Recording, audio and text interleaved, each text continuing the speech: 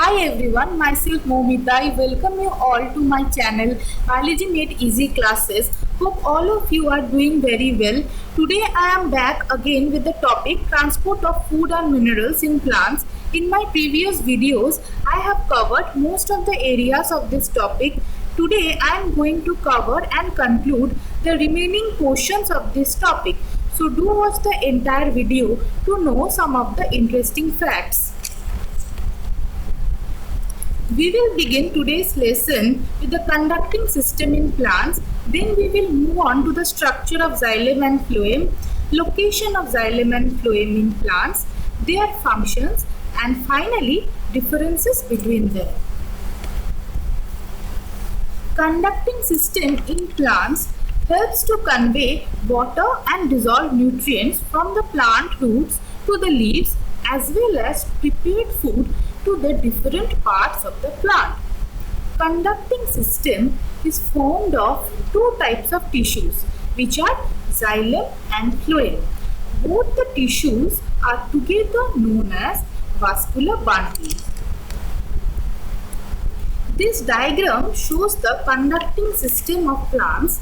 Xylem tissue carries water and dissolved nutrients from roots to leaves. Where the plant prepares its own food, then the food is being transported to all the body parts of the plant by the phloem tissue. The water which is lost by transpiration from leaves is also replaced by the water conducted through xylem. This diagram exhibits the arrangement of xylem and phloem in the dicot and monocot stems respectively. In the dicot stem, the vascular bundles are arranged in a ring arrangement, whereas monocot stems have scattered vascular bundle. Now coming to the next subtopic, that is the structure of xylem. The xylem tissue is formed of four different kinds of cells which are tracheids, vessels, xylem parenchyma and xylem fibers. We will here discuss each of them in detail. Tracheids are dead elongated cells with tapering ends. They have thick lignified cell walls. Now what do you mean by lignin? It is a chemical component which get deposited on the cell walls and lend rigidity to it. Tracheid cells lose their protoplasm at maturity. Vessels are also dead cells and lack protoplasm. They are long cylindrical in structures. The cell walls of vessels have thick lignin deposition and cells are interconnected through perforations or holes in their common walls. Xylem parenchyma are the only living cells of xylem. These cells have very thin cell walls with prominent nucleus, large vacuoles and protoplasts. They vary in their shapes, but mostly they are cylindrical and lobed in form. Xylem fibers are dead cells with lignified cell walls located in between tracheids and xylem vessels. They lose their protoplasts at maturity. Now let us see how the different components of xylem look like. This is vessel with perforation plates. We have tracheids which shows tapering ends, then xylem fibers and finally xylem parenchyma cells. This diagram shows the structure of xylem with all its component parts. There are primary and secondary cell walls present. The secondary cell wall is thin or missing in the regions of pits or holes, which allows water to flow laterally. Let us now focus on the structure of phloem. The phloem tissue is made up of four types of cells which include seed elements, companion cells, phloem parenchyma and phloem fibers and sclerids. We will here discuss all of them. Sieve elements are of two types, sieve cells and sieve tubes. These cells are living with protoplasm and nucleus is absent in them. when they attain their maturity. Companion cells are specialized metabolically active cells which are closely associated with sieve elements via plasmodesmata. Now, plasmodesmata are microscopic channels which traverse the cell walls and allows transport and communication between them. The companion cells have very thin cell walls and possesses large and prominent nuclei.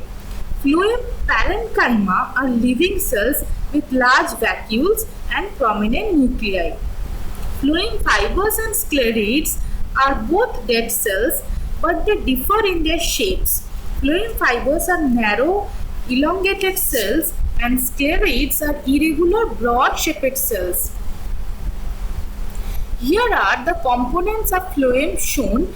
There are sieve cells, sieve tube with companion cell, phloem fiber, and phloem parenchyma cells. Look here, we see the detailed structure of phloem with all its component cells. There are sieve tube element, companion cells, and in this diagram we can see the lateral sieve areas which allows transportation, and sieve tube plates are also present which again helps in the process of transportation. Moving forward, we come to the location of xylem and phloem in plants. The xylem tissue is located in roots, stems and leaves of the plants, and the phloem tissue is usually found external to the xylem tissue in roots, stems and leaves. In case of some plants, it is present on both external and internal to the xylem. Then it is called bicollateral vascular bundle. You know, when the phloem is located external to the xylem, then it is known as external phloem, and when it is located internal to the xylem, then it is known as internal phloem. Now we will learn about the functions of xylem. The xylem tissue serves to conduct water and minerals iron from roots to leaves. They provide mechanical support to the plants. Xylem parenchyma cells plays an important role in the process of secretion and storage. Moving on to the functions of phloem, we see that phloem tissue helps to conduct prepared food from leaves to the different parts of the plant. It also helps in the storage of food. Mainly the phloem parenchyma cells helps to store food, and phloem fibers provide mechanical strength to the plant. Finally, we will go through the differences between xylem and phloem. The xylem tissue comprises of crachets, vessels, parenchyma and xylem fibers. On the other hand, phloem is formed of sieve elements, companion cells, phloem parenchyma and phloem fibers and sclerids. Xylem is responsible for the transport of water and minerals from roots to leaves, whereas phloem is responsible for the transport of food from leaves to the various parts of the plants. Xylem is located in the center of vascular bundle and phloem is located on the outer side of the vascular bundle. Transport through xylem is unidirectional, whereas transport through phloem is bidirectional. Xylem contains dead cells except parenchyma cells, and phloem contains living cells except phloem fibers and sclerids. Conducting cells which are present in xylem are dead, whereas conducting cells which are present in phloem are living. Xylem forms the bulk, that is, most of the mass of the plant body, and phloem forms only a small part of the plant body. In case of xylem, there are no end walls between the cells. It forms a continuous and hollow tube, but in phloem there are end walls between the cells with perforations or holes. Xylem fibers are smaller than the phloem fibers. In this diagram, we see the movement of substances in xylem and phloem. The diagram also depicts the structural differences between xylem and phloem. We can observe here unidirectional movement of water and minerals in xylem and bidirectional movement of food in phloem. In phloem, there are presence of end walls with perforations, whereas there are no end walls between the cells in xylem. For today, our lesson ends here. Thank you so much for watching, and if you find this video informative and useful, do not forget to like, share and subscribe to my channel, and stay tuned for my upcoming videos. Take care. Goodbye.